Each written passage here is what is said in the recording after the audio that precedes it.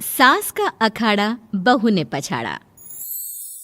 माँ जी, ये कैसे बना रही है शिमला मिर्च? नहीं नहीं नहीं, ऐसी कोई नहीं खाएगा। आप हटिए, मैं बनाती हूँ। कोई नहीं खाएगा? अरे तेरे मायके वालों के लिए नहीं बना रही हूँ, अपने पति, बेटे और बेटी के लिए बना रही हूँ। और वो लोग शिमला मिर्ची ऐसी ही पिछले कई सालों से खाते आ रहे हैं। बहू बहू हो ना, थोड़ा सोच समझ कर जबान खोला करो, समझी? माँ जी, फिर तो मैं यही कहूँगी कि आपको खाना बनाना आता ही नहीं। बहू शिमला मिर्च बना लेती है, लेकिन अपने अंदाज में। फिर खाने के टेबल पर, ये सब्जी क्या बहू ने बनाई है?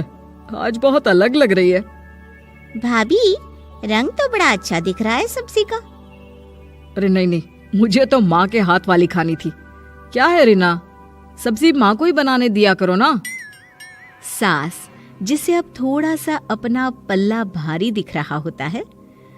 अरे अब बेटा मेरा जमाना आ गया। ये घर कभी मेरे नाम से चलता था, लेकिन अब लग रहा है कि मेरा होना ना होना एक ही बराबर है। बहू तो पूरे घर के साथ रसोई में भी राज करना चाहती है। माँ जी, आप ही ने तो कहा था शादी के वक्त कि रानी बनाकर रखेंगी मुझे। तो देखिए, रानी का काम यही होता है ना, राज करना। अरे देख बहू, माना तू राज करना चाहती है, लेकिन भूल मत, पूरी रियासत अभी मेरी है। अरे कैसी बात कर रही हो तुम दोनों? और ये क्या तरीका होता है बहू से बात करने का?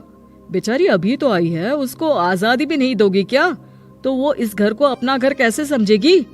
देखिए पापा, माँ सही कह रही है। घर को अपना घर समझी, इसमें कोई बुरी बात नहीं है।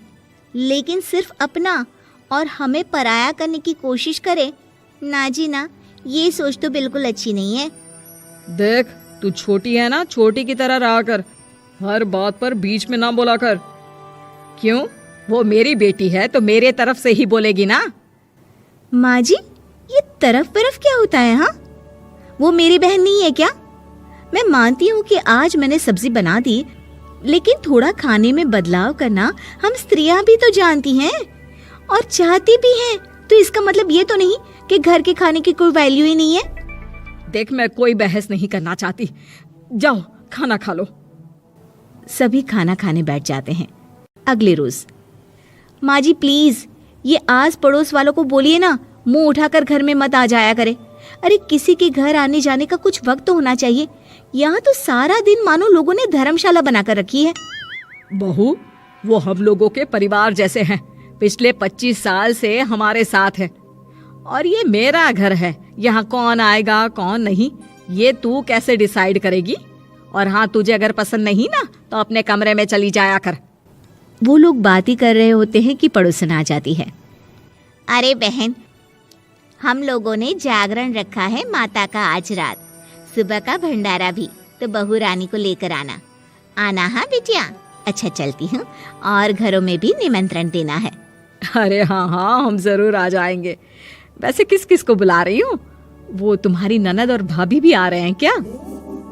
माँ, क्या आप इनके पूरे खानदान को जानती हैं?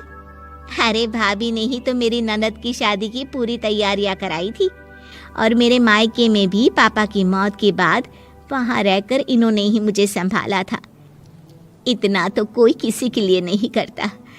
अच्छा, मैं ना फल दे जाऊंगी, काट देना भाभी, मैं दूसरे काम पूरे कर लूंगी।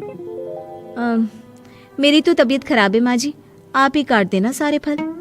मैं रात का खाना भिजवा दूंगी, परेशान ना होना। हाँ? अरे नहीं नहीं, हम लोग बना लेंगे, 4 लोगों का खाना तो बनाना है। अरे नहीं नहीं, आप फल पर लग जाओगी, और बहू की तबीयत भी ठीक नहीं, खाना मैं ही भिजवा दूंगी। पड़ोसन चली जाती है और सास बहू की तरफ देखती है। देखा, जिसे तू धर्मशाला बोल रही थी वो कितने अपने हैं। हाँ माँ जी, आप उनका काम कर रही हैं, उनके जागरण का प्रसाद तैयार कर रही हैं, तो वो क्या इतना भी नहीं करेंगे आपके लिए? ओहो, तुझसे बहस क्या करना बहू। तभी बहू की माँ आ जाती है। अरे बहन जी, बेटी से मिलने का मन किया तो बिना बताए ही आ गई, बुरा न मानना। ये मत समझना कि ये मेरा घर नहीं, कोई धर्मशाला है। अच्छा अच्छा, तो ये घर पर आए मेहमानों को घर नहीं धर्मशाला वाला समझाने वाली आप ही हैं। वैसे आपको खुशी होगी कि आपकी बेटी के संस्कार भी ऐसे ही हैं।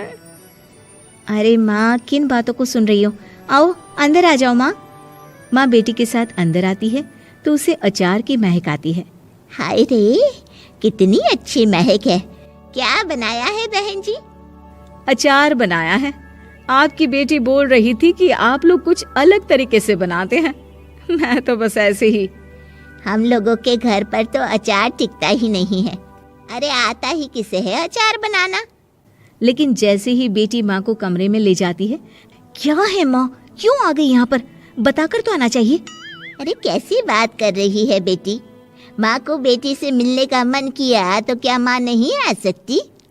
आ सकती है माँ, क्यों नहीं, लेकिन तू ना पूरा खेल बिगाड़ रही है। खेल? कैसा खेल बेटी? मुझे भी तो बता देती तो मैं भी खेल लेती। माँ, जब से शादी करके इस घर में आई हूँ ना, सासू माँ ने मेरा घर का रट लगा कर रखा है। अब मैं ये बताना चाहती हूँ कि यहाँ मैं आ गई हूँ। कोई भी चीज़ जो पहले होती थी वो ठीक नहीं थी, तो मैं उसे परफेक्ट करूँगी।